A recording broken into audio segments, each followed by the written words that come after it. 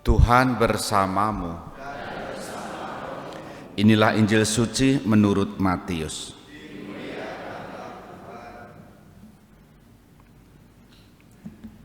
Sekali peristiwa, datanglah kepada Yesus seorang kepala rumah ibadat.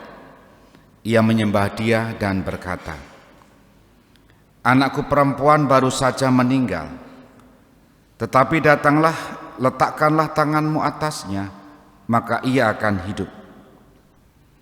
Lalu Yesus pun bangun dan bersama murid-muridnya mengikuti orang itu. Pada waktu itu seorang wanita yang sudah 12 tahun lamanya menderita pendarahan maju mendekati Yesus dari belakang dan menjamah jumbai jubahnya. Karena katanya dalam hati, "Asal kujamah saja jubahnya, aku akan sembuh." Tetapi Yesus berpaling dan memandang dia serta berkata, "Teguhkanlah hatimu, hai anakku, imanmu telah menyelamatkan dikau." Maka sejak saat itu juga sembuhlah wanita itu. Ketika Yesus tiba di rumah kepala rumah ibadat itu dan melihat peniup-peniup seruling serta orang banyak yang ribut, berkatalah ia, "Pergilah, karena anak ini tidak mati tetapi tidur." Tetapi mereka menertawakan dia. Setelah orang banyak itu diusir, Yesus masuk. Dipegangnya tangan si anak, lalu bangkitlah anak itu. Maka tersiarlah kabar tentang hal itu ke seluruh daerah. Demikianlah sabda Tuhan.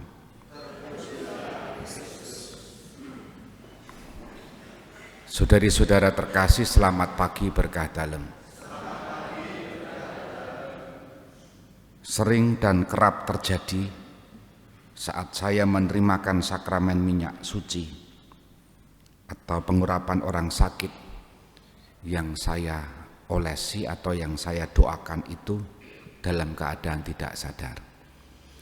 Apalagi kalau yang sakit atau yang menderita itu sudah sentik-sentik ya hitungan menit, beberapa bagian doa saya skip, saya lewati supaya langsung menuju kepada doa rumus untuk pengolesan minyak itu.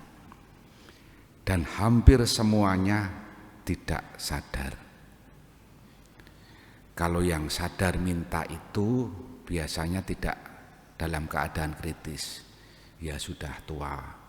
Tapi juga beberapa juga sekaligus minta sakramen tobat ya. Nah, yang menarik atau yang ingin saya angkat adalah yang sakit, yang tidak sadar dan diberi minyak suci. Pertanyaannya kan kadangkala begini, nah dia itu sadar enggak didoakan? Betul enggak? Saya sendiri juga bertanya-tanya, lawong dia saja enggak sadar, dia tidak tahu rumusnya sedang sampai mana, tapi apakah doa itu manjur itu kan?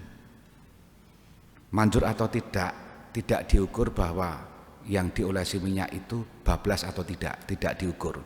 Kadang-kala umat memahami, wah doanya manjur berarti langsung teksek itu langsung bablas. Bukan itu ukurannya.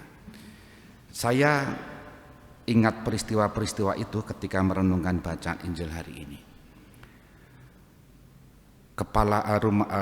Pemimpin kepala ibadat itu kan punya anak yang sakit.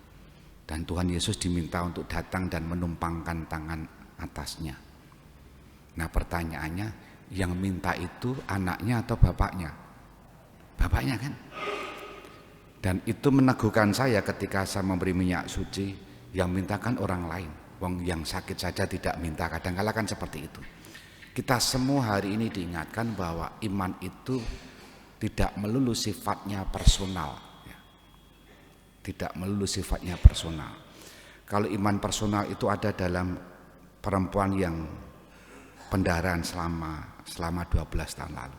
Dia minta langsung kepada Yesus atau punya keyakinan personal. Asal aku jamah saja aku akan sembuh, dan Yesus melihat iman perempuan itu, sembuhlah. Sementara yang sakit anaknya si pemimpin kepala rumah ibadat itu Dia tidak meminta, yang minta siapa? Ayahnya.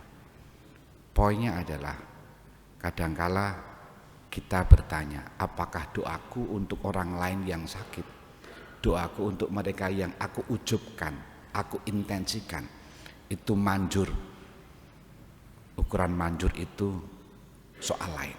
Tapi kita dalam bacaan ini diingatkan, ada yang kita minta sendiri, ada yang dimintakan oleh orang lain, dan dua-duanya menuntut iman yang sama. Dan Tuhan bekerja sejauh dan sedalam kita memiliki iman di dalamnya. Semoga kita begitu.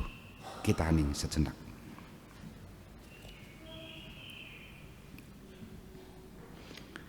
Dimuliakanlah Yesus yang dulu hidup, sekarang dan selama-lamanya. Amin.